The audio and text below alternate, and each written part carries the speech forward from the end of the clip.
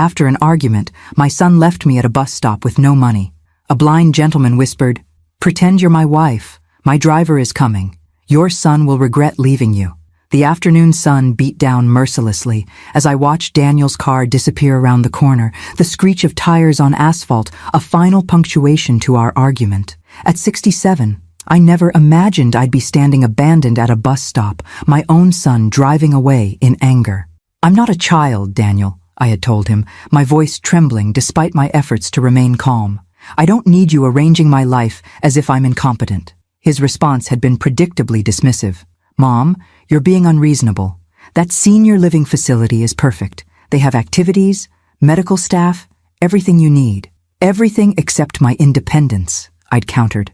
That's when he'd pulled over abruptly. "Fine. If you're so independent, find your own way home. Maybe that will make you realize you need help." Only after his car disappeared did I discover my predicament. My purse, containing my wallet and bus pass, sat on my kitchen counter where I'd left it in our rush to leave. My cell phone, which I'd grabbed at the last minute, showed just 3% battery remaining.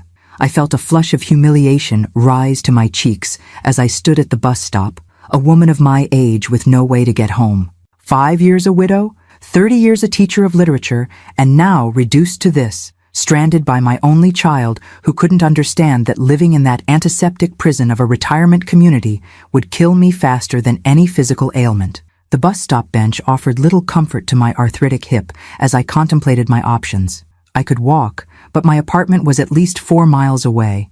I could ask a stranger to borrow a phone, but I'd need to swallow considerable pride. And who would I call? The few friends my age who still drove wouldn't see a message for hours, and calling Daniel was out of the question. Lost in these thoughts, I hardly noticed when someone sat beside me until a cultured male voice spoke quietly. "Pardon me, but I couldn't help overhearing your predicament." I turned to find an elegant man in his early 70s sitting next to me. Dark sunglasses covered his eyes, and a white cane rested against the bench beside him. He was impeccably dressed in what my late husband would have called old money attire, a perfectly tailored light gray suit that managed to look comfortable despite the summer heat. "I'm fine, really," I said automatically, embarrassment coloring my voice. How much had he heard? A slight smile crossed his face. "I may be blind, but my hearing is excellent. Your son left you here without ensuring you had transportation home. That strikes me as inconsiderate." There was something about his direct assessment that bypassed my defenses. "That's one word for it," I admitted. "Another might be cruel." He angled his face toward me, his expression serious. "Pretend you're my wife," he said in a lower voice. "My driver is coming. Your son will regret leaving you like this." I blinked, taken aback by the unexpected offer. "I couldn't possibly." "I'm Robert Wilson," he continued smoothly, extending his hand with surprising accuracy toward mine. "And you are?" "Martha Collins," I replied, automatically, taking his hand. His grip was warm and firm. "Well, Martha Collins, I'm offering you a dignified solution to an undignified situation. No strings attached." He tilted his head slightly. "Unless you're uncomfortable accepting help from a blind old man?" Something in his self-deprecating tone made me smile despite everything. "Being blind doesn't make you incapable, Mr. Wilson. Just as being older doesn't make me incapable, despite what my son believes." He laughed then, a genuine sound that crinkled the corners of his eyes above his dark glasses. "Touché, Mrs. Collins. Then we understand each other." Before I could respond, a sleek black car pulled up to the curb. The driver, a distinguished-looking man about my age, stepped out and approached us. "Right on time, James," Robert said, gathering his cane. "We'll be giving Mrs. Collins a ride home today." If James found this unusual, he didn't show it. "Of course, sir," he responded with a slight nod in my direction. "Ma'am." As James helped Robert to the car with practiced efficiency, I hesitated. I'd spent my life being cautious, sensible. Getting into cars with strangers, even elegant blind gentlemen with chauffeurs, wasn't something Martha Collins did. And yet, as my phone finally died with a sad little beep in my pocket, I found myself making a decision that felt like stepping off a cliff. "Thank you," I said, allowing James to open the rear door for me. The interior of the car was cool and smelled of leather and subtle cologne. "Where do we have the pleasure of taking you, Mrs. Collins?" Robert asked as James started the engine. I gave my address in the modest East Side neighborhood where I'd moved after selling our family home following Frank's death. "Actually," Robert said after a moment's consideration, "I hope you'll allow me to offer you tea first. My home is nearby, and after such an eventful afternoon, you might appreciate a moment to collect yourself before returning home." The proper response would have been to decline politely. Instead, I found myself considering what awaited me at my apartment. Empty rooms and the lingering echo of Daniel's frustrated voice, the weight of the day's humiliation pressed down on me. "Tea would be lovely," I heard myself say. As we drove through increasingly upscale neighborhoods, I studied Robert Wilson more carefully. His silver hair was expertly cut, his hands manicured but strong. The blindness seemed to have done little to diminish his confident bearing. There was something almost theatrical in the precision of his movements, the way he turned his head when I spoke, how his expressions matched my tone perfectly. "If you're wondering if you've made a terrible mistake accepting a ride from a stranger," he said suddenly, as if reading my thoughts, "I assure you James has an impeccable driving record, and I'm far too old and respectable to be dangerous." I found myself chuckling. "I was actually thinking you seem remarkably well adjusted for someone who can't see." "Ah," he replied with a small smile. "Well, one adapts, or one becomes bitter. I chose the former." When the car finally pulled through an ornate gate and up a curved driveway, I couldn't suppress a gasp. Robert Wilson's home was nothing short of a mansion, a stunning colonial revival with perfectly manicured grounds stretching in every direction. "Welcome to my humble abode," Robert said with a hint of irony in his voice. "I hope you like Earl Grey." The grandeur of Robert Wilson's humble abode left me momentarily speechless as James helped us from the car. The mansion stood 3 stories tall, its symmetrical facade featuring elegant columns and expansive windows that caught the late afternoon sun. Flower gardens bloomed in carefully orchestrated color patterns, and somewhere in the distance, I heard the gentle splash of a fountain. "Your silence suggests either you're admiring the view or reconsidering the wisdom of having tea with a stranger," Robert commented as we approached the front entrance. "It's a bit overwhelming," I admitted. "You didn't mention you lived in a palace." His lips quirked upward. "Hardly a palace, though I suppose it is rather large for one person and a small staff. The family has owned it for generations, and I find comfort in familiar surroundings, especially since losing my sight." As James opened the massive front door, I noticed something curious. Despite Robert's apparent blindness, there were no obvious accommodations for a visually impaired person. No textured pathways, no specially marked doorways. Everything was simply beautiful, designed for sighted appreciation. "The house doesn't seem particularly adapted for—" I hesitated. "For a blind man?" Robert finished for me. "I prefer aesthetic beauty over practicality. I've memorized every inch of this place. 15 years without sight teaches one to map spaces quite efficiently."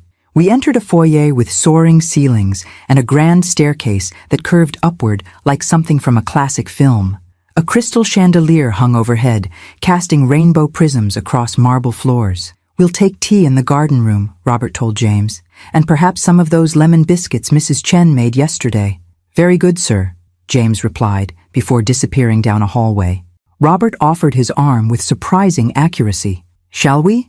The garden room offers a pleasant view of the east grounds, or so I'm told." I hesitated before taking his arm, struck again by how confident he seemed for someone who couldn't see.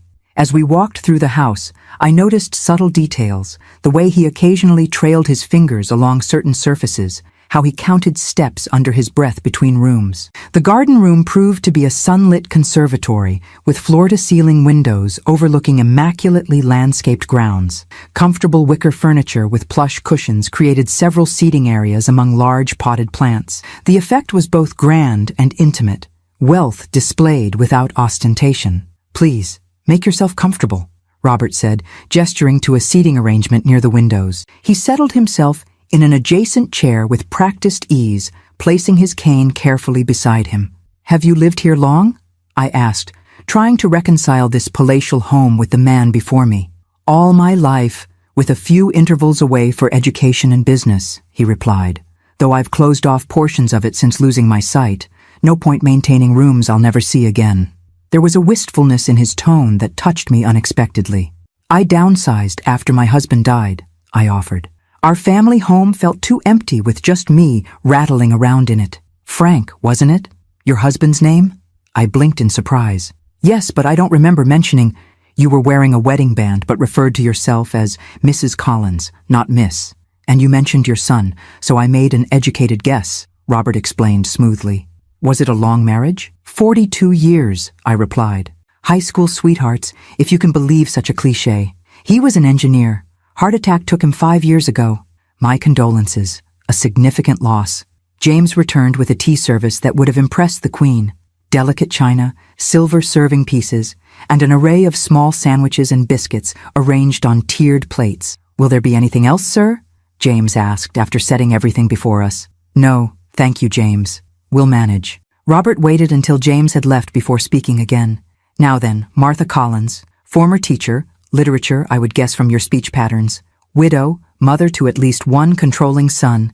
Tell me why he left you stranded today. My hand froze midway to the teacup. How did you? Teachers have a particular way of expressing themselves, precise vocabulary, complete sentences even in casual conversation. You mentioned being older, but not incapable, suggesting retirement. The rest I heard at the bus stop. His smile was gentle. I may be blind, but I'm far from unobservant. As he poured tea with surprising dexterity, I found myself telling Robert about Daniel's increasingly insistent campaign to move me into assisted living, how he'd arranged today's tour without consulting me, presenting it as a fait accompli, the argument that had escalated in the car afterward, culminating in my impulsive demand to be let out. You were asserting your independence, Robert nodded, and he responded by attempting to prove your dependence. Exactly. The validation from this stranger was unexpectedly powerful. Daniel doesn't see the irony. He claims I can't manage on my own, then abandons me without transportation to teach me a lesson about needing help. Children often struggle to see their parents as autonomous beings, Robert observed, sipping his tea. My daughter, Sophia, went through a similar phase after my sight deteriorated. She wanted to manage everything, my medical care, my business interests, my daily routine. It took time for her to understand that blindness hadn't diminished my competence. The tea was perfectly brewed, the sandwiches delicate and flavorful. As we continued talking, I found myself relaxing in a way I hadn't for months. Robert was an attentive listener and a thoughtful conversationalist, drawing connections between my experiences teaching adolescents and his navigating the business world. I founded a technology company specializing in security systems, he explained when I asked about his career. Ironic that I now can't see the very screens our software protects. Something about that statement struck me as odd, but before I could analyze it further, the door opened and a striking woman in her early 40s entered. Dad? James mentioned you had a guest. She stopped short upon seeing me, surprise evident in her expression. Sophia. Perfect timing, Robert said, turning his head in her direction. This is Martha Collins. Martha, my daughter Sophia Wilson. Sophia recovered quickly, extending a perfectly manicured hand. How lovely to meet you. Dad rarely entertains these days. Her tone was friendly but evaluative, her gaze taking in my simple dress and practical shoes with subtle assessment. I recognized the protective calculation in her eyes, the same look I'd given Frank's elderly aunts when they visited after his retirement. Your father rescued me from a rather awkward situation, I explained, briefly recounting my abandonment at the bus stop. Something in Sophia's face softened. That sounds exactly like something Dad would do. She glanced at her father with a mixture of exasperation and fondness, always collecting strays. Martha is hardly a stray, Robert countered. She's a retired literature teacher with a son who needs remedial education in respecting his mother's autonomy. Sophia laughed, a genuine sound that transformed her professional demeanor. Well, then you're in good hands. Dad has strong opinions about autonomy. She checked her watch. I can't stay. Board meeting in 30 minutes. Will you be at the foundation dinner tomorrow night? Wouldn't miss it, Robert replied. After Sophia departed with a quick kiss to her father's cheek, Robert tilted his head slightly. My daughter, he said with mock conspiracy, thinks I need constant supervision.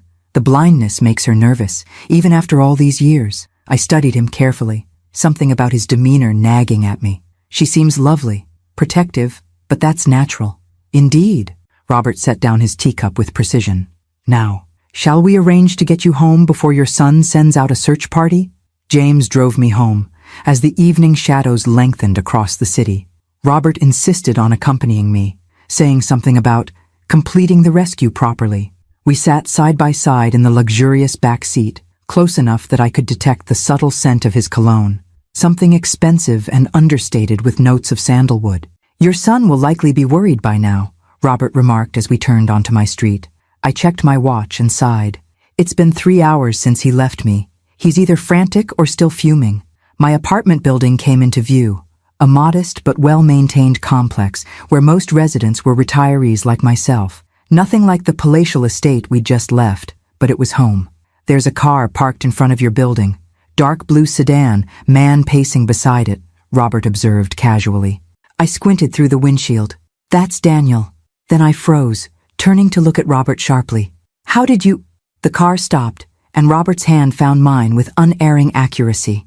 "Martha, would you indulge me in a small performance?" he asked, ignoring my unfinished question. "I'd like your son to witness your return." Understanding dawned slowly. "You want him to see me arriving in a chauffeur-driven luxury car with a wealthy companion."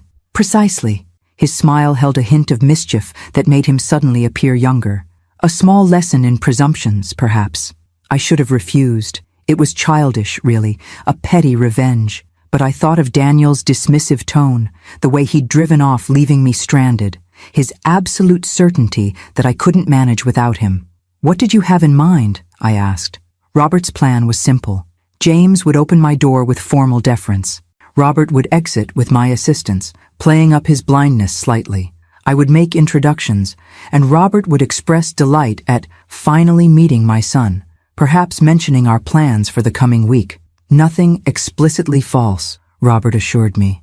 "Just enough to make him reconsider his assumptions about your capabilities and connections." As James pulled up behind Daniel's car, I saw my son turn, his expression transitioning from worry to confusion at the sight of the luxury vehicle. His eyes widened as James emerged to open my door with a formal "Mrs. Collins" that carried clearly in the evening air. I stepped out, conscious of Daniel watching, and turned to assist Robert as we'd planned. He emerged with dignified care, dark glasses in place, his hand finding my arm with the practiced touch of someone accustomed to navigating the world without sight. "Mom!" Daniel hurried over, relief and bewilderment battling across his features. "I've been calling for hours. Your phone—" "Died," I supplied calmly. "The battery was nearly gone when you left me at the bus stop." He had the grace to look ashamed, his eyes darting between me and Robert, clearly trying to make sense of the scene before him. "Daniel, I'd like you to meet Robert Wilson," I said with deliberate formality. "Robert, my son Daniel." "A pleasure," Robert said, extending his hand in Daniel's general direction. "I've heard so much about you." Daniel shook his hand automatically, professional instincts kicking in despite his confusion. "I can't say the same. Mom hasn't mentioned you." "We only just met today," I explained, watching realization dawn in Daniel's eyes as he noticed the white cane and dark glasses, after I found myself unexpectedly at a bus stop without transportation. The implication hung in the air between us. Daniel shifted uncomfortably. "Mr. Wilson kindly offered me a ride home, and we discovered a mutual interest in early American literature," I continued smoothly. "He's invited me to a foundation dinner tomorrow evening." "Foundation dinner?" Daniel echoed. "The Wilson Family Foundation," Robert clarified. "We provide funding for arts education and accessibility programs. Martha's experience as an educator offers valuable perspective." I watched my son reassessing the situation, his marketing executive mind visibly recalculating based on new data. The car, the driver, the foundation, the unmistakable signs of wealth that Robert carried effortlessly. "That's wonderful," Daniel managed. "Mom has always been passionate about education." "Indeed," Robert replied. "Her insights on making literature accessible across generations are particularly relevant to our current initiatives." He turned slightly toward me. "Until tomorrow, then? James will collect you at 6. "I look forward to it," I replied, playing my part with perhaps too much enjoyment. Robert's hand found mine, raising it briefly to his lips in an old-fashioned gesture that seemed perfectly natural coming from him. "The pleasure was entirely mine, Martha." As James helped Robert back into the car, Daniel stood frozen beside me, visibly processing what he was witnessing. The sleek vehicle pulled away with a quiet purr, leaving us alone on the sidewalk. "Mom," Daniel began carefully. Who exactly is Robert Wilson? A gentleman who understood that my age doesn't define my competence, I replied, retrieving my keys from my pocket and heading toward the building entrance. Daniel followed, still struggling to align this new information with his existing perception of his mother. When did I meet a wealthy, cultured man who values my company and opinions? I glanced back at him. About 20 minutes after you drove away and left me stranded. Inside my apartment, Daniel paced while I put on the kettle for tea. A far simpler affair than the service at Robert's mansion, but comforting in its familiarity. I was worried sick, Daniel finally said. When you weren't home and your phone went straight to voicemail, I checked the hospital's mom. That must have been frightening for you, I acknowledged, measuring tea leaves into my favorite pot. Almost as frightening as being abandoned without transportation or sufficient funds. He winced. I was angry. I shouldn't have left you there. No, you shouldn't have, I agreed, my voice firm but not unkind. Just as you shouldn't make decisions about my living arrangements without consulting me first. Daniel sank onto my sofa, running a hand through his hair in a gesture so reminiscent of his father that my irritation softened slightly. I'm worried about you living alone, Mom. The stairs in this building, the distance from my family, your arthritis getting worse, all legitimate concerns, I said, bringing our tea to the coffee table, which we could discuss as equals, rather than you making pronouncements about what's best for me as if I were a child, like that senior facility today. Exactly like that. Daniel studied me over his teacup. So, Robert Wilson, he seemed impressive. I couldn't help smiling at the transparent attempt to extract information. He is. And you're having dinner with him tomorrow? With him and his foundation board, yes. My son hesitated. I'm sorry I left you at that bus stop. It was childish and cruel. Yes, it was, I agreed, then reached over to pat his hand. But it led to an unexpected adventure. Perhaps we should both remember that I'm still capable of those. After Daniel left, with multiple apologies and a promise to discuss, not dictate, future plans, I sat alone in my apartment, replaying the events of this extraordinary day. One detail continued to nag at me. Robert's comment about Daniel's car. How had a blind man known its color, or that someone was pacing beside it? And there had been other moments. The way he'd navigated his home with too much precision. How he'd noticed my wedding band. His perfectly aimed gestures. Small inconsistencies that together formed a pattern I couldn't quite decipher. As I prepared for bed, my phone, now recharged, chimed with a text message from an unknown number. I hope our small performance provided satisfactory results. Looking forward to tomorrow's dinner. Sleep well. RW. I stared at the screen, wondering exactly what sort of man I'd actually met today, and why the prospect of seeing him again filled me with such unexpected anticipation. I spent the following morning distracted, my thoughts repeatedly returning to Robert Wilson and the peculiar inconsistencies in his behavior. While watering my modest collection of houseplants, I found myself analyzing our interaction with the same critical attention I once applied to complex literary texts with my students. A blind man who noticed a blue car and a pacing figure from a moving vehicle, who poured tea with perfect precision, whose home lacked the tactile modifications one would expect, who texted me directly, rather than having his assistant do so. The obvious conclusion seemed impossible, that Robert Wilson, wealthy philanthropist, was not actually blind. But if that were true, why maintain such an elaborate deception? What purpose could it possibly serve? At noon, a delivery arrived, an elegant box containing a handwritten note in flowing script. For this evening's foundation dinner, I took the liberty of having Sophia select something appropriate. If it's not to your taste, please disregard. Robert. Inside was a stunning deep blue dress in exactly my size, with a cashmere wrap and tasteful jewelry to complement it. The presumption should have offended me.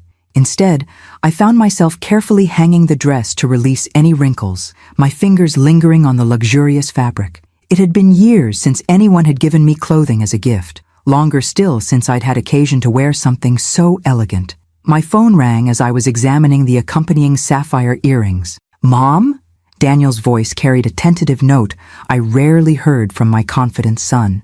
I wanted to check in after yesterday. I'm fine, Daniel, I assured him, settling into my reading chair.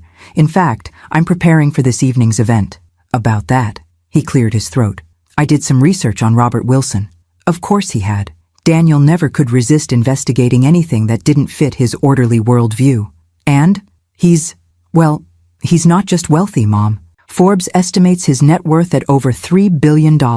His security technology company revolutionized digital privacy protocols, and he's been almost completely reclusive since going blind 15 years ago. I absorbed this information slowly. 3 billion.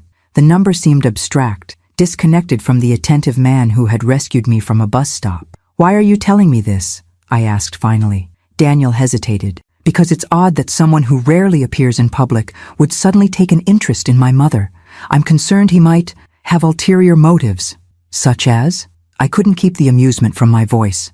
Seducing a 67-year-old retired teacher for her vast fortune in second-hand books? Mom, please, I'm serious. Men like Wilson operate differently. Everything is strategic. Perhaps his strategy was simply kindness to a stranger, I suggested. Not everything has an angle, Daniel. After ending the call with reassurances that I would be careful, I returned to contemplating the blue dress and the enigmatic man who had sent it. My teacher's mind couldn't let go of the inconsistencies, the puzzle pieces that didn't quite fit. I found myself doing my own research, typing Robert Wilson blind technology magnate into my tablet search engine. The results were illuminating. Articles described Wilson as a reclusive genius who had continued directing his company remotely after losing his sight to a degenerative condition. Photos showed a younger Robert at industry events, always immaculately dressed, often alongside world leaders and technology pioneers. More recent images were scarce, occasional blurry paparazzi shots showing him with dark glasses and a cane, always accompanied by James or his daughter. One financial blog speculated about his strategic retreat from public life, noting how his personal reclusiveness contrasted with his company's high profile and his foundation's active community presence. Another article mentioned persistent rumors that his condition was less severe than reported, citing anonymous former employees who claimed he maintained more control over daily operations than publicly acknowledged. Nothing conclusive, but enough to feed my growing suspicion that Robert Wilson's blindness might be, at least partially, a carefully constructed facade. By late afternoon, I found myself preparing for the evening with unusual care. I styled my silver hair in a more elegant arrangement than my typical practical bob, applied makeup with an attention to detail I hadn't bothered with in years, and slipped into the blue dress, which fit as if it had been made for me. Looking in the mirror, I hardly recognized myself. The woman reflected back appeared confident, distinguished, even attractive in a way I'd stopped considering relevant to my identity. Precisely at 6, my doorbell rang.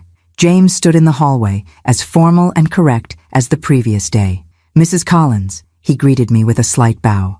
"Mr. Wilson sends his apologies for not collecting you personally. He's attending to last-minute arrangements for the dinner." "Of course," I replied, gathering the cashmere wrap and a small evening bag. "The dress is lovely, by the way. Please thank Mr. Wilson for his thoughtfulness." "He has an excellent eye for such things," James said, then froze almost imperceptibly as if catching himself in an error. "That is to say, he has excellent taste and trusted advisors." I noted the slip with interest, but made no comment as he escorted me to the waiting car. The foundation dinner was being held at the Wilson Museum of Contemporary Art, a modernist structure of glass and stone on the city's waterfront.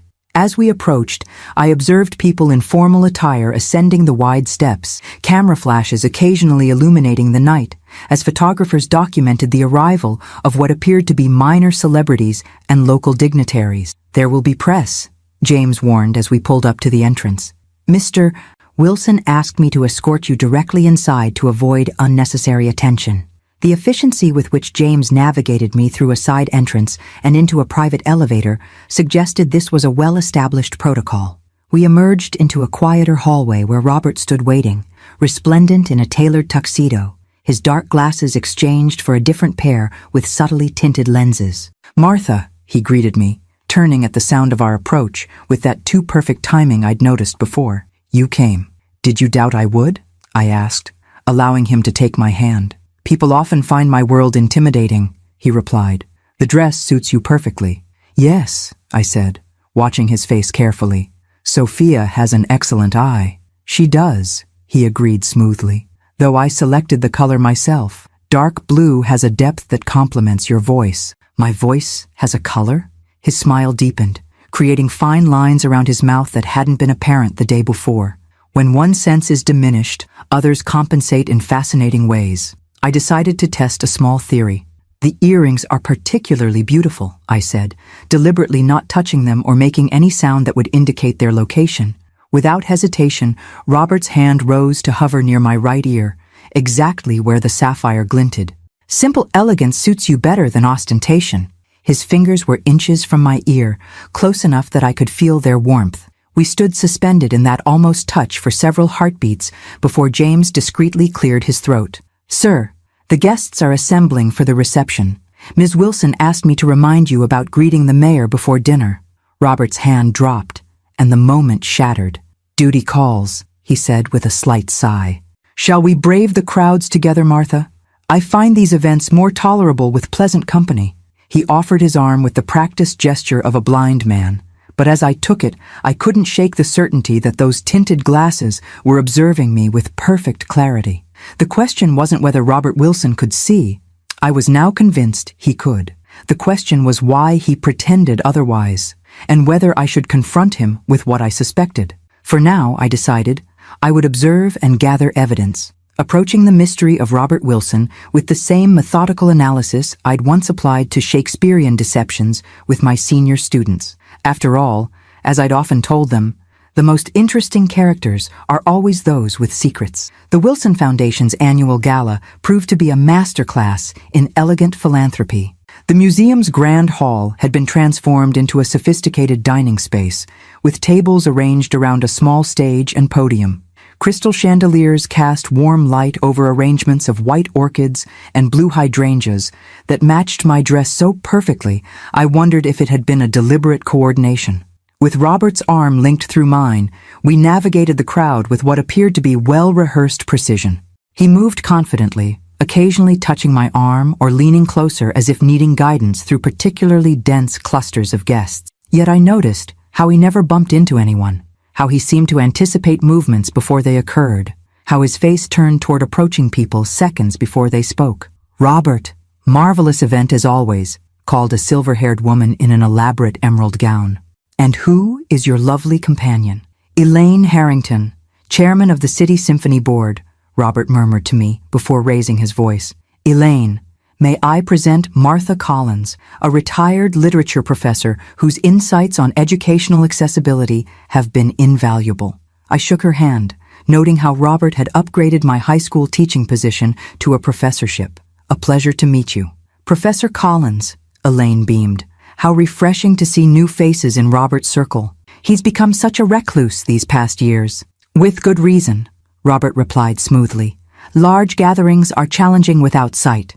Of course, Elaine backpedaled immediately. "I didn't mean—" "No offense taken," he assured her. "Now, if you'll excuse us, I believe the mayor is waving for my attention."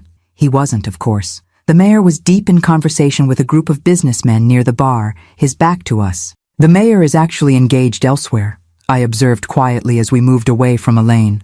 Robert's lips quirked upward. "Is he? How convenient." Elaine's charity donations are inversely proportional to her conversational tact. I laughed, despite myself. "A useful social escape strategy, claiming to see people who need your attention?"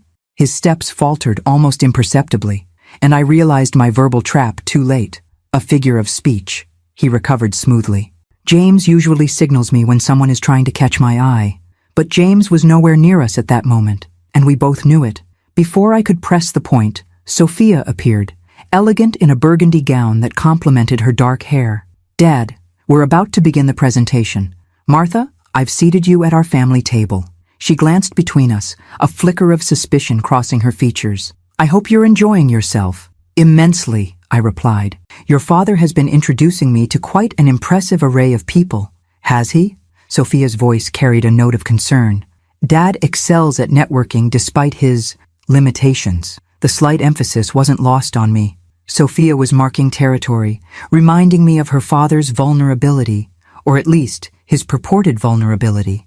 Dinner was a sumptuous 5-course affair, interspersed with brief speeches about the foundation's work. Robert delivered his remarks with charismatic precision, never once looking at notes he couldn't read, moving across the stage with practiced steps that appeared cautious, but never uncertain. I watched the performance with newfound awareness, seeing how the audience responded with that particular combination of admiration and sympathy reserved for those who overcome adversity. When he returned to our table, I leaned close under the pretext of helping him locate his water glass. Impressive speech. One might almost forget you can't see your audience. He stiffened momentarily, then relaxed, his fingers finding mine beneath the tablecloth. One prepares thoroughly when performing blind, he murmured. Emphasis on the final word so subtle I might have imagined it. Throughout dinner, I catalogued more discrepancies. Robert identified a piece of asparagus on his plate without touching it. He reacted to Sophia's subtle hand signals from across the table. Most tellingly, when a waiter accidentally dropped a tray of glasses at the far end of the room, Robert's head turned toward the crash a fraction of a second before it occurred, as if he'd seen the tray teetering. After dessert, the formal portion of the evening concluded, and guests began mingling again as a small orchestra played soft classical music. Robert guided me toward a quieter alcove near the museum's sculpture garden. "You've been unusually quiet," he observed, 2 champagne flutes in hand. "Having second thoughts about associating with me?" "Not at all," I replied, accepting the offered glass. "I'm simply observing." "And what have your observations revealed, Professor Collins?" There was a hint of challenge in his voice, almost playful. I took a deliberate sip of champagne, considering my approach. The teacher in me wanted to lay out my evidence methodically. The woman who had been patronized and underestimated by her son wanted to demonstrate her mental acuity. But something else, something more intrigued than indignant, guided my response. That Robert Wilson navigates his world with remarkable precision for a man who supposedly can't see it. His expression remained neutral, but his posture changed subtly. A slight tensing of shoulders, a marginal straightening of his spine. The human brain adapts impressively to sensory loss. Spatial memory, auditory cues. Yes, and noticing blue cars from moving vehicles, identifying earrings without touching them, turning toward accidents before they happen. I set down my champagne glass with deliberate precision. "I taught literature for 40 years, Mr. Wilson. I recognize a carefully constructed narrative when I see one." For several long moments, he said nothing, his face angled slightly away from mine as if considering his options. When he turned back, his voice had dropped to just above a whisper. "This is hardly the venue for such a conversation." "Then suggest a better one," I replied, surprised by my own boldness.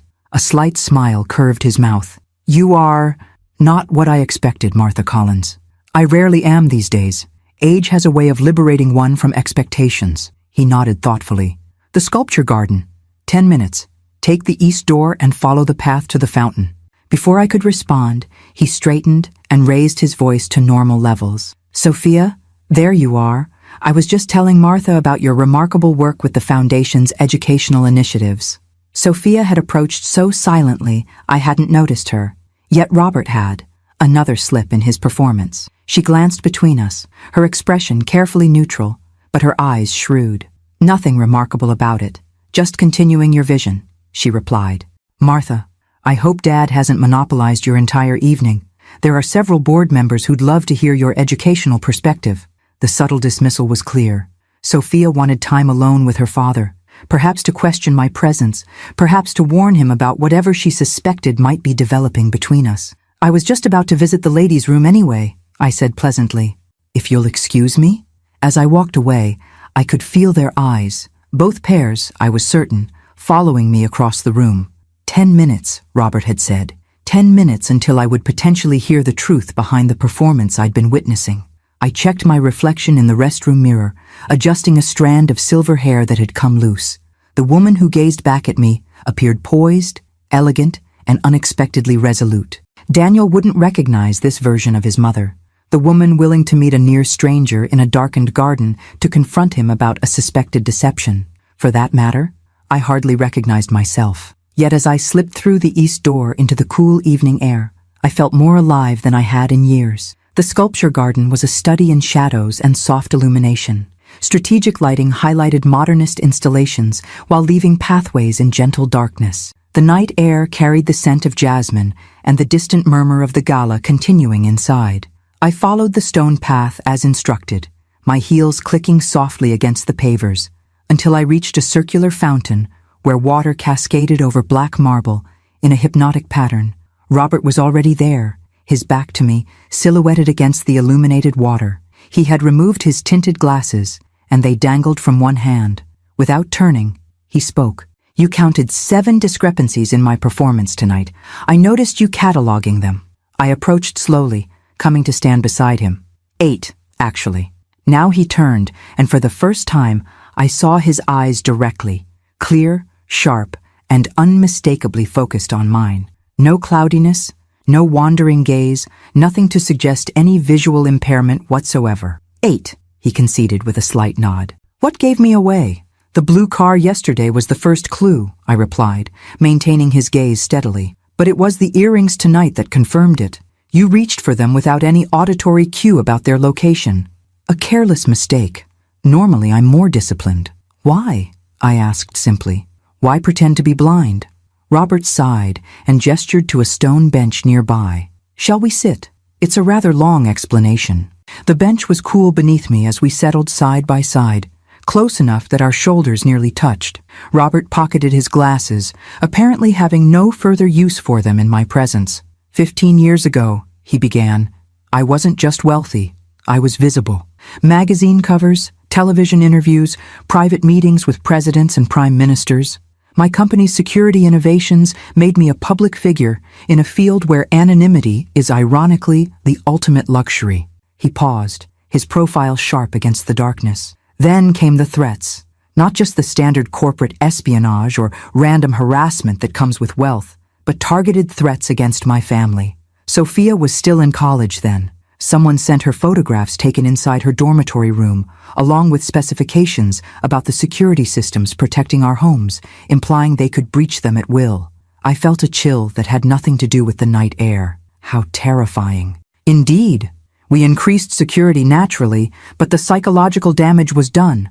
Privacy, true privacy, had become impossible. His hands flexed in his lap, a subtle tell of remembered stress. Then I developed macular degeneration, mild, treatable, hardly debilitating with modern medicine. But it gave me an idea. To disappear while remaining visible, I murmured, understanding dawning. Precisely. He turned toward me, his gaze direct and unwavering. The world treats blind people differently. They look away. They speak as if you're not there. They underestimate you in profound ways. I saw an opportunity to create a shield, a way to move through the world with everyone seeing only what I wanted them to see. A wealthy, blind recluse inspiring occasional human interest stories, but otherwise left alone. But the charade is so elaborate, I observed. Your home, your behavior, this foundation. It began as a temporary solution, a respite from public scrutiny. But the longer it continued, the more it became a prison of my own making. His voice carried a weariness I hadn't detected before. Now only James and Sophia know the truth. And you, Martha Collins, who saw through me with remarkable clarity after less than 2 days. I considered this extraordinary confession, turning it over in my mind. The foundation work is genuine, though. Absolutely, he confirmed. Initially, the Blindness Foundation was part of the cover story, but I discovered a genuine passion for accessibility issues. The irony isn't lost on me. A sighted man advocating for the visually impaired while pretending to be one of them. A complicated ethical position, I observed without judgment. One that keeps me awake at night more often than I'd care to admit. He smiled ruefully. I've donated millions to blindness research and accessibility technology, perhaps as a form of penance. We sat in contemplative silence for a moment, the fountain's gentle splashing providing a soothing backdrop. When I finally spoke, I surprised myself with the question, why tell me the truth? You could have maintained the deception.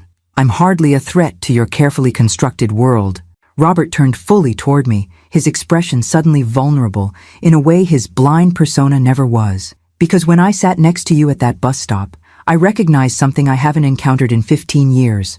Authenticity. You weren't performing for anyone, Martha. Even humiliated and abandoned, you maintained a dignity that had nothing to do with appearances. His candor caught me off guard. For a man who had lived behind a facade for so long, This revelation seemed almost painfully honest. And then, he continued, you started noticing the inconsistencies. Most people see what they expect to see. You actually observed. It was refreshing, terrifying, but refreshing. Terrifying? You? I couldn't hide my skepticism. A billionaire afraid of a retired teacher? Not afraid of you, he clarified. Afraid of being seen. Really seen, without the protection of either wealth or disability to distort the perception. His hand moved tentatively toward mine on the bench between us. Do you understand what I'm saying, Martha? I did, with surprising clarity. Robert Wilson, for all his wealth and power, had been hiding from genuine connection. The blindness that began as protection had become a barrier between himself and authentic human interaction. What will you do now? I asked, allowing his fingers to lightly touch mine. Maintain the charade with everyone else? For now, he admitted. The alternative would be complicated, to say the least. But with you, he hesitated.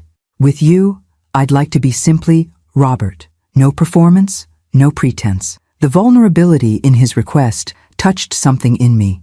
A recognition of how rare, truly honest connections become as we age, how much of life becomes performance and accommodation. I think I'd like that, I replied softly, though it makes me wonder what other surprises you might be concealing, Mr. Wilson. His laugh was unexpected and genuine. Fair concern, but I promise, the fake blindness was my most significant deception. Everything else, the wealth, the foundation, my character, that's all authentic. A discreet cough interrupted us. James stood at the garden entrance, his expression professionally neutral, despite having undoubtedly witnessed our hands touching and Robert without his glasses. Sir, Ms. Wilson is looking for you. The mayor is preparing to leave and wishes to say goodbye. Robert sighed, reluctantly withdrawing his hand from mine. Back to the performance, he murmured, retrieving his glasses from his pocket. As he slid them on, I watched the transformation. His posture subtly altered. His expression became more guarded, his movements more measured. Before we returned to the gala, he turned to me one last time. Having someone who knows the truth, who knows me, after all these years, he paused, searching for words. It feels like coming up for air after being underwater for too long. As we re-entered the bright lights and social choreography of the gala, I wondered what I had gotten myself into. A friendship? Something more? And with a man whose entire public existence was built on an elaborate deception. Yet something about his confession in the garden felt more genuine than anything I'd experienced in years. Sophia intercepted us immediately, her eyes narrowing slightly at our joint reappearance from the garden. There you are, Dad. The mayor's leaving. Her gaze flicked to me, assessing. Martha, I hope you've enjoyed our little event. It's been illuminating, I replied, meeting her eyes steadily. Her perfectly shaped eyebrow arched slightly at my word choice, but before she could respond, Robert squeezed my hand discreetly. Most illuminating indeed, he agreed, the private joke between us almost palpable in the air. The following week unfolded like a dream sequence, familiar routines interrupted by surreal moments that left me questioning the boundaries of my formerly predictable life. Robert called daily, our conversations ranging from literature to philosophy to the small details of our lives. He spoke freely now when we were alone, the pretense of blindness abandoned in private moments. On Wednesday, he invited me to dinner at his home. A proper meal, he specified, not just impromptu tea for a stranded bus passenger. I accepted, ignoring the small voice of caution that had governed much of my adult life. At 67, I reasoned, I had earned the right to make imprudent choices. Daniel called that afternoon. His timing so suspicious, I wondered if he had somehow developed a sixth sense for his mother's unconventional decisions. I looked into the Wilson Foundation, he announced without preamble. Their educational initiatives are actually quite impressive.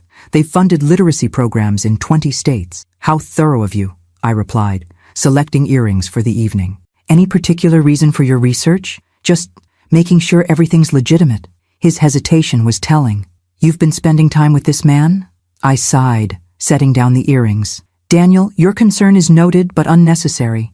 Robert Wilson is exactly what he appears to be, a wealthy philanthropist with an interest in education. The irony of this statement, technically accurate while concealing the truth about Robert's vision, wasn't lost on me. I had become complicit in his deception, at least by omission. So you're seeing him socially? Daniel pressed. We're friends, I replied, the definition feeling simultaneously inadequate and presumptuous. What were we exactly?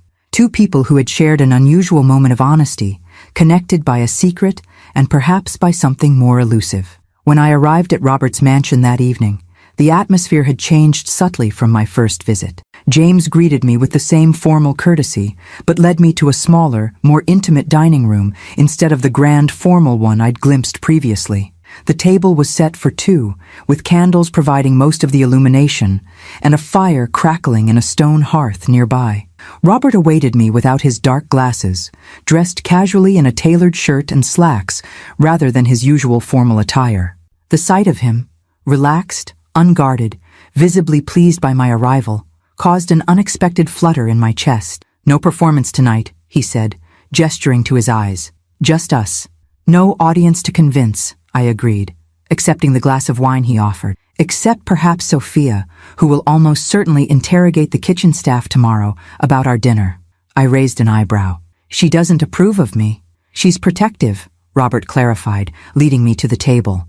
And suspicious by nature, a quality that serves her well as CEO. She hasn't quite determined whether you're a potential threat or a positive development in my life. And which am I? The question emerged more boldly than I'd intended. Robert considered me over his wine glass, his gaze direct in a way that still startled me after seeing him perform blindness so convincingly. Both, perhaps.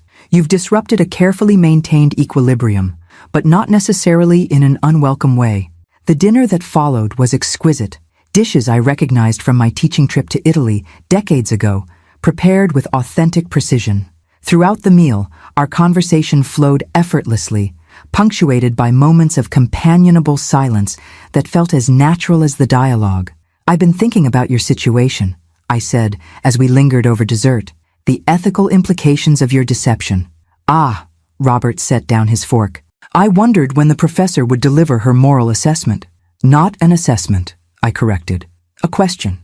Has it been worth it? 15 years of performing blindness, the isolation, the constant vigilance against slipping up. What has it given you that compensates for what it's taken away? He didn't answer immediately, his fingers tracing the stem of his wine glass with contemplative precision. Safety, initially. Peace, to some degree. The freedom to observe without being observed, a one-way mirror between myself and the world. He looked up, meeting my eyes. But lately, I've been questioning whether the protection is worth the isolation. Because of me? I asked, suddenly self-conscious. Because of what meeting you revealed, he clarified. How habitual the performance has become, how reflexive the barriers. You saw through them with such ease that it made me wonder how much of myself I've lost behind them. The vulnerability in his admission touched me deeply. Before I could respond, however, the dining room door opened abruptly, and Sophia entered without announcement. She froze at the threshold, her eyes widening as she registered her father without his glasses, clearly looking directly at me in the candlelight. Dad?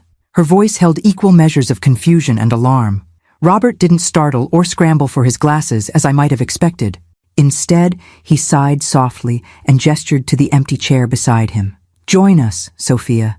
It seems we have something to discuss. Her gaze darted between us, comprehension dawning slowly. She knows? The question emerged half-whispered, as if the words themselves might be dangerous. She figured it out, Robert confirmed. Rather quickly, in fact. Sophia turned to me, her professional polish cracking to reveal genuine fear beneath. Who have you told? No one, I assured her, understanding her panic. And I have no intention of telling anyone. She remained standing, her posture rigid with tension. Do you have any idea what's at stake here? The foundation? The company? Our privacy? Our safety? All of it depends on maintaining this arrangement. I understand the complexity of the situation, I replied calmly, drawing on decades of diffusing classroom tensions. Your father's secret is safe with me. Based on what? She challenged. A week's acquaintance? Some misguided romantic connection? The dismissive way she characterized our relationship stung more than I cared to admit. Robert intervened before I could respond. Sophia, that's enough. Martha has shown more insight and discretion in 1 week than most people demonstrate in a lifetime. I trust her. You trusted her enough to risk everything we've built, Sophia countered, finally sinking into the chair beside him. Without consulting me? I didn't plan this, Robert explained with remarkable patience. Martha observed discrepancies no one else has noticed in 15 years. Rather than expose me publicly or use the information for personal gain, she confronted me privately. Sophia studied me with new intensity, reassessing. What do you want from us, Mrs. Collins? The blunt question caught me off guard. Want? From this situation, from my father. There must be something. Sophia? Robert's voice carried a rare sharpness. It's a fair question, I interjected, understanding her protective instinct. I turned to face her directly. What I want is exactly what I've already received. Honest conversation, genuine connection, the respect of being seen as I am rather than as a stereotype of aging widowhood. I paused, choosing my next words carefully. Your father offered me dignity when my own son treated me as incompetent. I've offered him the simple courtesy of authentic interaction without performance. Sophia's expression softened marginally, though wariness remained in her eyes. And if things progress between you, the longer this continues, the greater the risk of exposure. The implication that any relationship between Robert and me created vulnerability in their carefully constructed world hung in the air between us. Before I could formulate a response, Robert reached across the table and deliberately took my hand. Then we'll address that challenge together, he said, his gaze moving from his daughter to me. Because for the first time in 15 years, I'm experiencing something worth the risk. The simple declaration shifted something in the atmosphere. Sophia's rigid posture eased slightly, and I felt a warm certainty spread through me that had nothing to do with the wine or the fire's heat. Whatever complicated path lay ahead, we would navigate it together. Two people who had recognized in each other something rare and worth protecting. I should go, I said finally, aware that father and daughter needed privacy to process this development. It's getting late. As James drove me home later that evening, I reflected on the extraordinary turn my life had taken since that moment at the bus stop. 1 week ago, I had been a retired teacher fighting for autonomy against my well-meaning but controlling son. Now I was entangled in a billionaire's elaborate deception, contemplating a relationship that would require navigating complexities I could scarcely imagine. Yet despite the complications, or perhaps because of them, I felt more vibrantly alive than I had in years. Saturday morning brought unexpected sunshine after days of spring rain. I was enjoying coffee on my small balcony when the intercom buzzed, announcing a visitor. Daniel stood in the hallway, a bakery box in hand and an expression of determined cheerfulness on his face. Peace offering, he said, lifting the box. Those almond croissants you like. I recognized the gesture for what it was, an attempt to reset our relationship after the bus stop incident. The timing, however, seemed suspiciously aligned with my developing connection to Robert. Over coffee and pastries, Daniel maintained careful conversation about neutral topics, his children's activities, an upcoming work conference, neighborhood news. Only after his second cup did he broach the subject clearly weighing on his mind. So, this friendship with Robert Wilson, he began, with practiced casualness. It seems to be continuing.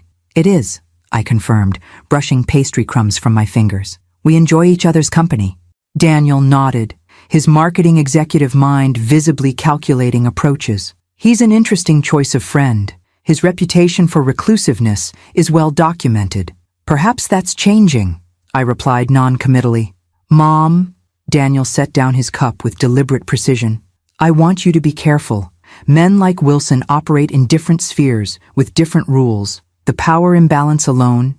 Power imbalance? I interrupted, unable to suppress a laugh. I'm not a naive young woman being dazzled by wealth, Daniel. I'm a 67-year-old retired teacher who's raised a child, buried a husband, and managed her own life quite capably. That's not what I meant. He had the grace to look abashed. It's just that people with his level of wealth and influence often have complicated lives, agendas that aren't immediately apparent. If only he knew how accurate his concern was, though not in the way he imagined. Robert's complicated life extended far beyond typical wealthy eccentricity. I appreciate your concern, I said, softening my tone. But I trust my judgment about Robert, complicated life and all. Daniel appeared ready to press the issue further when his phone buzzed. Checking the screen, his expression shifted to surprised recognition. It's the office. On a Saturday. I should take this. He stepped onto the balcony for privacy, leaving me to clear the breakfast dishes. Through the glass door, I observed his conversation transform from irritation to intense interest. When he returned, his demeanor had completely changed. "That was incredible," he said, slipping his phone into his pocket. "My agency just got a call from the Wilson Foundation. They're looking for a marketing partner for their National Literacy Initiative, and somehow my name came up as a recommended contact." I maintained a neutral expression, though internally I was connecting obvious dots. "What a fortunate coincidence." "Coincidence?" Daniel repeated slowly, studying my face. "Mom, did you have something to do with this?" "I mentioned to Robert that you work in marketing," I admitted. "Nothing more specific than that." Daniel sat heavily on my sofa, processing this development. "This account would be significant. The Foundation's annual marketing budget is in the millions. Then you should prepare a compelling presentation," I suggested mildly. He looked up sharply. "Is this why you've been spending time with Wilson? To advance my career?" The question stung with its presumption that my relationship with Robert must serve some ulterior purpose. Absolutely not. My friendship with Robert stands entirely on its own merits. If he's chosen to consider your agency, that's his business decision. Daniel had the decency to look embarrassed. "I'm sorry. That was unfair." He paused, weighing his next words. "It's just difficult to reconcile the reclusive billionaire from business journals with the man who's suddenly having dinner with my mother. People are often more complex than their public personas suggest," I replied, the understatement almost making me smile despite my irritation. After Daniel left to prepare for his unexpected business opportunity, I received a text from Robert. Was that too transparent an olive branch? Sophia suggested a more subtle approach, but I find at my age that time for subtlety feels increasingly limited. RW. I smiled at the message. Transparent but effective. He's simultaneously suspicious and delighted, much like Sophia regarding our friendship. Sunday brunch tomorrow? The Botanical Gardens have a new spring exhibition. We can be appropriately public while maintaining our private understanding. The careful balance in his invitation, acknowledgement of both his public blindness persona and our private truth, touched me deeply. I'd like that very much. Sunday's Botanical Garden excursion introduced me to the intricacies of Robert's public performance. James drove us to the gardens, where Robert emerged from the car with dark glasses and white cane, his movements carefully calibrated to suggest dependence while maintaining dignity. I found myself unconsciously adapting to his needs, offering my arm at appropriate moments, describing visual elements in a natural way that reinforced his supposed condition. "You're a natural accomplice," he murmured, as we strolled through a corridor of blooming cherry trees. "Most people overcompensate. Too loud, too descriptive, too helpful. Years of teaching reluctant students to appreciate Shakespeare," I replied. "One develops a certain subtlety in providing guidance while preserving dignity."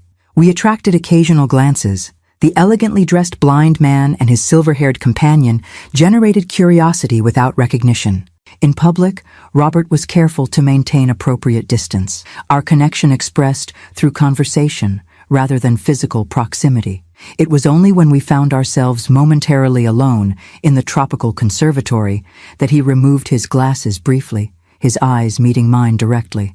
"This performance grows exhausting in your presence," he admitted quietly. "I find myself wanting to simply look at you, to see your expressions change without the filter of pretense." The intensity of his gaze made me suddenly conscious of my appearance in a way I hadn't been for years.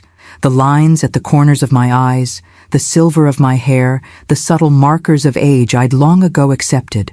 "What do you see when you look at me?" The question emerged unbidden. His smile deepened, creating a fan of lines that revealed his own age in the most appealing way. Clarity, intelligence, a woman comfortable in her own skin. He replaced his glasses as voices approached. A rare and beautiful combination at any age. Later, over lunch in the Gardens Cafe, our conversation turned to more practical matters. "Sophia is arranging a discreet background check," he informed me, his tone apologetic. "Standard protocol for anyone who learns about my situation." I set down my fork, surprisingly unhurt by this revelation. "I assumed as much. She's protective of you. She's thorough," he corrected, "and concerned about potential exploitation. The check is as much for your protection as mine. Confirmation that you understand the legal implications of our shared secret. I considered this. There would be lawsuits if your deception became public? Almost certainly. Business partners, shareholders, even the foundation could claim fraud or misrepresentation. He sighed. The irony isn't lost on me. Having created this fiction for protection, I'm now potentially vulnerable because of it. And yet you've trusted me with this knowledge, I observed. A calculated risk, he replied with a small smile. Though increasingly, the calculation seems less important than the connection. As James drove us back to my apartment building, I found myself contemplating the strange duality of our developing relationship. In public, we performed one version of reality, the kindly blind billionaire and his helpful companion. In private, we shared a different truth. Two people discovering unexpected connection in their later years, complicated by an elaborate deception. Daniel's agency presentation to your foundation is tomorrow, I mentioned, as the car approached my building. Yes, Sophia will be evaluating their proposal, Robert confirmed. I've recused myself from the decision to avoid any appearance of favoritism. Thank you for that, I said. Whatever happens should be based on merit, not connection. He nodded, understanding my concern. Integrity matters to you, says the man pretending to be blind, I countered with gentle irony. His laugh was genuine, a rare sound I was coming to treasure. Touché, Martha Collins. You have a remarkable talent for cutting through pretense, even my own. James pulled to the curb outside my building, discreetly exiting to open my door. Before I could step out, Robert captured my hand briefly. Having someone who knows both versions of me, public and private, is more significant than I can adequately express, he said softly. Thank you for carrying that dual knowledge with such grace. The simple sincerity of his words stayed with me long after the car had disappeared from view. A warm certainty amidst the complexities of our unusual situation. The following weeks developed a rhythm that felt both extraordinary and strangely natural. Robert and I established a pattern of private dinners at his home, where he could be himself completely, and public outings where we navigated his carefully maintained blindness charade. Each setting offered its own particular intimacy, the private moments of unguarded conversation, the public conspiracy of shared secrets. Daniel's marketing agency had won the Wilson Foundation contract, a development that simultaneously delighted and perplexed my son. It was the strangest meeting, he confided during a family dinner at his home. Sophia Wilson grilled us like we were on trial, then announced we'd been selected before we even finished our presentation. Your proposal must have been exceptional, I suggested, avoiding Angela's knowing gaze across the table. My daughter-in-law had developed her own theories about my relationship with Robert, though she kept them largely to herself. That's just it. We didn't even present half our materials, Daniel continued, bewilderment evident. It was almost as if the decision had been made before we arrived. I maintained a neutral expression, though I suspected Robert had indeed influenced the process despite his claimed recusal. The contract represented a convenient bridge between our worlds, a professional connection that justified our personal one in Daniel's business-oriented mind. Our dessert was interrupted by a text message that made my heart quicken. Unexpected development. Need to speak with you urgently. Car on the way. R.W. I made my excuses shortly afterward, claiming fatigue, though Daniel's suspicious glance suggested he wasn't entirely convinced. Outside their suburban home, James was already waiting with the car, his expression more guarded than usual. What's happened? I asked once we were moving. Mr. Wilson will explain, he replied, offering nothing further. At the mansion, Robert waited in his study rather than the formal sitting room, a space I'd come to recognize as his true domain, where business decisions were made and real conversations happened. He stood by the window without his glasses, tension evident in his posture. Victor Reeves, he said without preamble as I entered. The investigative journalist I mentioned. He's publishing a feature article next week about the curious case of Robert Wilson's selective blindness. My stomach dropped. He has evidence? Circumstantial but compelling. Robert gestured to a folder on his desk. Sophia received an advance copy from a contact at the magazine. Reeves has been investigating for months, interviewing former staff, analyzing public appearances, even consulting medical experts about the consistency of my symptoms. I skimmed the article, which methodically built a case questioning Robert's condition without quite making direct accusations. The journalist had documented subtle inconsistencies in Robert's behavior at public events, noted the curious lack of medical specialists visiting the mansion, and quoted anonymous sources describing incidents where Robert had seemingly reacted to visual stimuli. "This stops just short of calling me a fraud," Robert observed, while planting the seed in readers' minds. "Legally careful, but practically damaging. What will you do?" He sighed, running a hand through his silver hair. "Sophia and our legal team are exploring options. A preemptive statement, potential legal action for defamation, or simply ignoring it and dismissing any questions as baseless speculation." I considered the article again. None of his evidence is definitive. It's all circumstantial, open to interpretation. "True," Robert agreed, "but it raises questions that could lead to greater scrutiny, which eventually might uncover more concrete evidence." I set the article down, understanding the unspoken concern. "Including my sudden appearance in your life," he nodded grimly. "Reeves mentions an unidentified female companion observed at recent public events. He's noticed you, Martha, though he hasn't identified you yet." The implications settled heavily between us. My presence in Robert's life had created a new vulnerability in his carefully constructed facade. The realization must have shown on my face because Robert moved quickly to sit beside me, taking my hands in his. "This isn't your fault," he said firmly. "Reeves has been investigating for months, long before we met. If anything, I've been growing careless over time, too comfortable in the performance." "Still," I replied, "my presence complicates your situation. Perhaps we should be more discreet until this passes." Robert's expression tightened. "Is that what you want? To step back from this relationship?" The question carried weight beyond the immediate crisis. We had been dancing around definitions, allowing our connection to evolve naturally, without explicit labels or declarations. Now, faced with external pressure, clarification seemed suddenly necessary. "No," I answered honestly. "That's not what I want at all." His relief was visible. "Good, because I've grown quite attached to having you in my life, Martha Collins." The admission, simple as it was, shifted something between us. Robert raised one hand to my cheek, a gesture of such tender intimacy that my breath caught. When he leaned forward to kiss me, it felt like the most natural progression imaginable, the culmination of understanding and connection building over weeks of shared secrets and honest conversation. The kiss was gentle, almost tentative at first, then deepening as decades of experience replaced youthful uncertainty. When we finally parted, I found myself smiling despite the crisis that had brought me here. "Well," I said softly, "that certainly complicates the journalist's investigation." Robert laughed, the tension in his face easing. "Martha Collins, your remarkable ability to find humor in difficult situations is one of the many reasons I'm falling in love with you." The declaration hung in the air between us, honest and unhurried.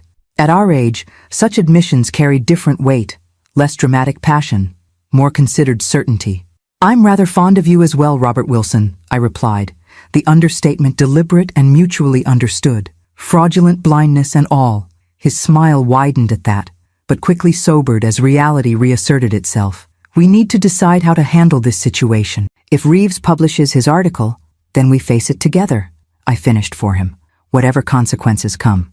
Late that evening, as James drove me home, I found myself contemplating the extraordinary turn my life had taken since that moment at the bus stop. In just over a month, I had gone from a widow fighting for independence from her well-meaning son to a woman entangled in a billionaire's elaborate deception and now facing potential public scrutiny.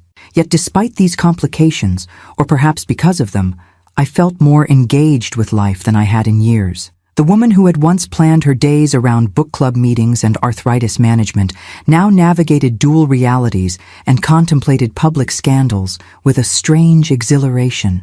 Daniel was waiting outside my apartment building when we arrived, his expression a mixture of concern and indignation. "You left dinner to meet him, didn't you?" he demanded as I stepped from the car. "Mom, what's really going on between you and Wilson?" I sighed, too emotionally drained from the evening's developments to manufacture convenient excuses. "It's complicated, Daniel, and yes, we're more than casual acquaintances." "Are you—" He struggled to formulate the question. "Romantically involved with this man?" The directness of his inquiry, asked while standing on a public sidewalk, struck me as both inappropriate and somehow liberating. The old Martha Collins might have deflected or softened the truth to spare her son's discomfort. The woman I was becoming decided on honesty. "Yes," I replied simply. "We are." Daniel's expression cycled through shock, confusion, and finally a peculiar resignation. "I don't understand this at all," he admitted. "But I suppose that doesn't matter, does it? Your understanding matters to me," I told him gently. "But your approval isn't required. I've spent years prioritizing your comfort and preferences, Daniel. Now I'm choosing my own happiness." As he drove away and I entered my quiet apartment, I felt an unexpected sense of peace, despite the threatening article, the complicated relationship, and my son's evident discomfort. At 67, I had finally realized that life's most meaningful chapters might still be unwritten, waiting for the courage to turn the page. The Sunday morning that Victor Reeves's article was published dawned with deceptive tranquility. I woke early, made coffee, and opened the digital edition of the magazine on my tablet with trepidation. The feature appeared prominently on the homepage. The curious case of Robert Wilson's selective blindness, philanthropy, privacy, or fraud. The piece was more damning than the draft we'd seen. Reeves had added recent photographs from the botanical garden, including one of me guiding Robert past a sculpture installation. Though my face wasn't clearly visible, the caption speculated about the mystery woman increasingly seen in Wilson's company, and questioned whether she was complicit in maintaining his facade. My phone rang before I'd finished reading. It was Sophia, her voice tightly controlled. "Have you seen it?" "I'm reading it now," I confirmed. "It's worse than the draft. The phones are already ringing. Business associates, foundation partners, journalists looking for comments." She paused, her professional composure momentarily slipping. "This could destroy everything we've built, Martha." The use of my first name, rather than the formal Mrs. Collins she typically employed, marked the gravity of the situation. Before I could respond, she continued, "Father wants you at the house. We're having an emergency strategy meeting in 30 minutes. Can you come?" "Of course," I said, already moving toward my bedroom to dress. "I'll be there as quickly as possible." James arrived in record time, his usual impassive expression replaced by grim efficiency as he navigated morning traffic. At the mansion, security was visibly enhanced. Additional guards at the gate, others patrolling the grounds. The media had already gathered at the perimeter, cameras and microphones at the ready. Inside, the atmosphere was that of a war room. Robert sat at the head of his study's conference table, surrounded by legal advisors, public relations specialists, and Sophia, who paced while speaking rapidly into her phone. When he saw me, Robert rose immediately, crossing the room to greet me with unexpected public affection, taking both my hands in his. "I'm sorry to drag you into this," he said quietly. "I was already in it," I reminded him. "The moment I recognized your secret." Sophia ended her call and addressed the assembled team. "The Foundation Board is requesting an emergency meeting. Our major corporate partners want statements clarifying the situation. The medical privacy angle is buying us some time, but eventually we'll need to respond definitively." A distinguished man I recognized as Robert's lead attorney cleared his throat. "Mr. Wilson, we've discussed this. From a legal standpoint, maintaining the fiction is increasingly untenable. If you were to acknowledge a partial recovery from your condition—" "A convenient miracle," Robert interrupted, his tone sardonic. "Suddenly regaining partial sight after 15 years, just as I'm accused of faking blindness? It would be more credible than continued denial in the face of mounting evidence," the attorney insisted. I observed the debate silently, understanding the complex implications of each option. Robert had spent 15 years constructing this identity, the dignified blind philanthropist overcoming personal adversity.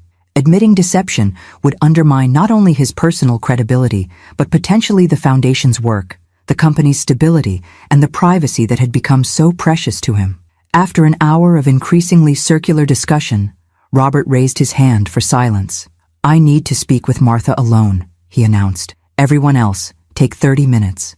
The room emptied quickly, though Sophia lingered at the doorway with evident reluctance before finally following the others. When we were alone, Robert removed his dark glasses, a gesture that now carried profound intimacy between us, and rubbed his eyes wearily. 15 years of careful construction, Undone in a single article, he observed without self-pity. What would you do, Martha? The direct question caught me off guard. You're asking my advice? I'm asking what you would do in my position.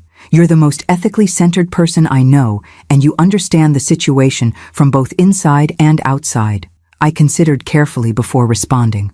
I think I would tell the truth. Not because you've been caught, but because living behind a facade has taken more from you than it's given. He nodded slowly, considering my words.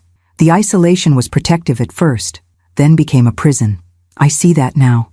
His eyes met mine directly. Meeting you made that abundantly clear, how much life I've been missing by hiding. Then perhaps this article, troubling as it is, offers an opportunity, I suggested.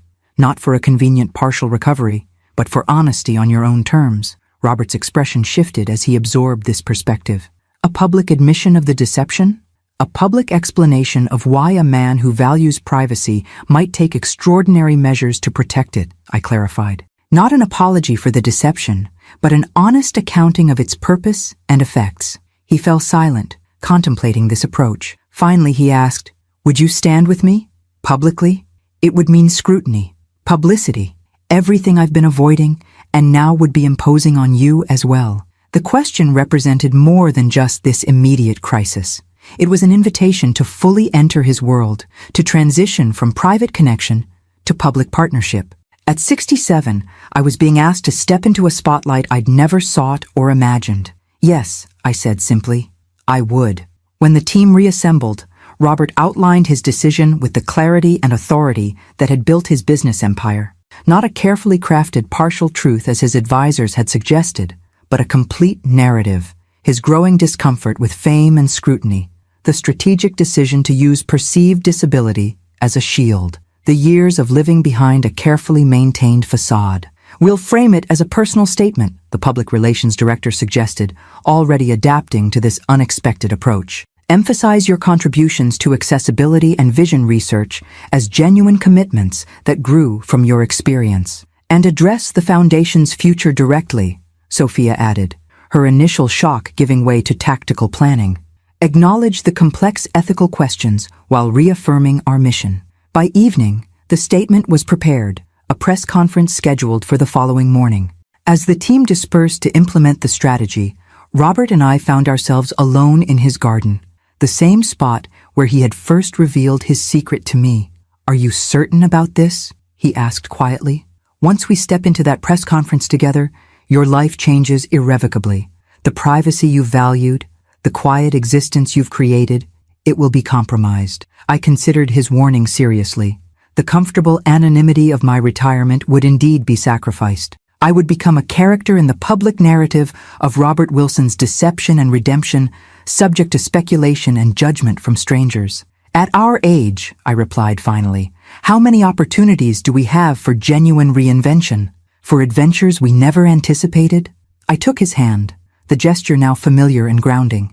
Besides, I've spent decades being defined primarily as someone's wife, someone's mother, someone's teacher. Perhaps being defined as the woman who saw through a billionaire's deception isn't such a terrible final chapter. His laugh was warm with affection and relief. Not a final chapter, Martha. A new beginning. The press conference the next morning unfolded with the controlled drama of a well-directed play. Robert entered without his dark glasses or white cane, his vision clearly intact as he surveyed the assembled journalists. I stood slightly behind him, alongside Sophia, a visible declaration of solidarity. For 15 years, he began, his voice steady and clear, I have maintained a fiction about my visual impairment. Today, I am here to acknowledge that deception and explain, though not excuse, my reasons for it. The subsequent media frenzy was exactly as predicted, equal parts outrage, fascination, and analysis. Ethicists debated the morality of his deception. Business publications calculated potential impacts on his companies, and tabloids naturally focused on me, the mystery woman who inspired Robert Wilson's confession. Through it all, we maintained the united front established at the press conference. The Foundation's work continued, its mission reaffirmed through new initiatives specifically addressing transparency and ethical governance. Sophia, after her initial resistance, proved remarkably adaptable, leveraging the situation to highlight her leadership during this transition. Daniel, predictably, was horrified by my sudden public visibility. "You're in the tabloids, Mom," he lamented during a tense Sunday dinner. "People at work are asking if you're really dating a billionaire who faked being blind." "And what do you tell them?" I asked, genuinely curious. He sighed, resignation gradually replacing dismay. "That my mother has always been extraordinarily perceptive, and that she appears to be happy." 6 months after Victor Reeves's explosive article, the scandal had largely subsided, replaced by newer, more shocking revelations about other public figures. Robert and I had established a new normal, dividing our time between his mansion and my apartment, which I kept as a private refuge, maintaining my independence even as our lives became increasingly intertwined. On the anniversary of our first meeting at the bus stop, Robert suggested a return to that location. James drove us there, parking discreetly across the street. "1 year ago," Robert reflected, "you were abandoned here without resources, and I was imprisoned in a deception of my own making. And now?" I prompted, enjoying the symmetry of returning to where our story began. "Now we're both free, in ways neither of us anticipated." He reached into his pocket, withdrawing a small velvet box. Which brings me to a question I never imagined asking at this stage of life. Inside the box was a sapphire ring, elegant in its simplicity. "Martha Collins," he said formally, "would you consider marriage to a reformed fraud who has never seen more clearly than when he met you?" I laughed at his characteristically honest self-deprecation.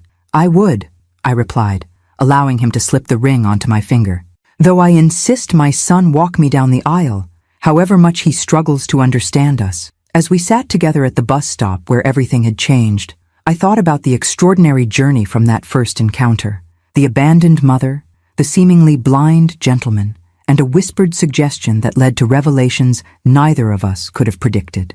"Your son will regret leaving you," Robert had said that day. He had been right, though not in the way either of us expected. Daniel's thoughtless abandonment had opened the door to transformation, not just for me, but for Robert, and ultimately for Daniel himself, who was slowly learning to see his mother as a woman, with her own story still unfolding. Sometimes the most significant journeys begin at the most ordinary places, like a suburban bus stop where a discarded woman and a man hiding in plain sight discovered that being truly seen, with all our complexities and contradictions, is perhaps the greatest freedom of all.